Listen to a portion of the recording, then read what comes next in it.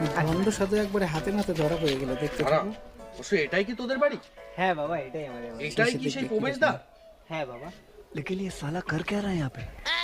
বৎস, এখানে 30 ফুট নিচে তোর পূর্বপুরুষরা অনেক ধন সম্পত্তি রেখে গেছে রে। কি বলে? সোনা গয়না জহর অনেক কিছুই আছে রে। কি বলছেন বাবা? হ্যাঁ রে। তো এখন উপায় কি? আরে জেসিবি নিয়ে এসে খুঁড়বি তো। হ্যাঁ হ্যাঁ, জেসিবি দিয়ে খুঁড়তে হবে। ওরা ঠিক বলেছে। চল এখন আমার কিছু আহারের ব্যবস্থা কর। এইবার দেখতে থাকো, খেলাটা কিন্তু এখনই হবে। এইবার দেখবে সাধুর ভণ্ডামি বের হয়ে এই যাবে। নিন বাবা।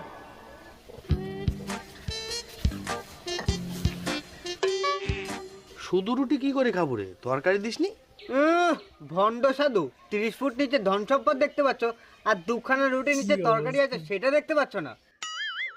পালা ভাই পালা, বাস্তব ধর ধর ধর, সাধুরা ধর ধর ধর।